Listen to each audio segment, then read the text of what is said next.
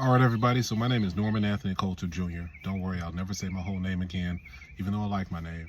But I'm new to Substack, and I wanted to give a little preamble on why I created this space. Mine is almost exclusively devoted to mentoring at scale.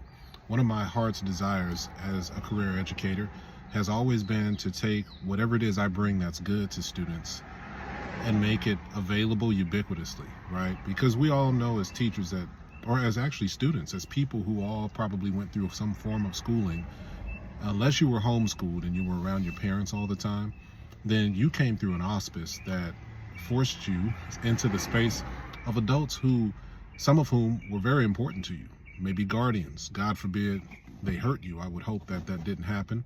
But that's part of why I created this space as well, because even if somebody had a negative experience educationally growing up with formative mentors, what I've always wanted is for the good to be scaled. There's no point in making brownies, I always say. If you can't make really good brownies for everybody, then just making six never really a help. It's just a help for the people in your house.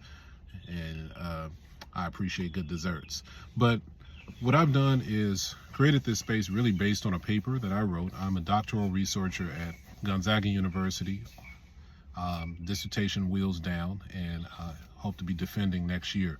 But I have specifically focused on the last year and a half how companion AI can be really a lifeblood advent to the lives of young people, particularly Black and Latino adolescent males. That's where a lot of my initial research went, just because they were the lowest performing group when it came to a lot of the metrics and assessment identifiers at the secondary level here in California. So we saw issues with absenteeism, issues with testing and assessment.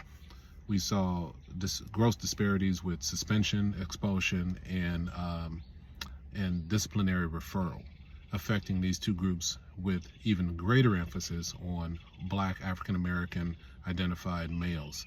So what that led me to really look at was where the deficits were in the way of mentoring. So when we think of a mentor, many of us might think of somebody who means a lot to you, that offers you guidance, right? That's the classic definitions.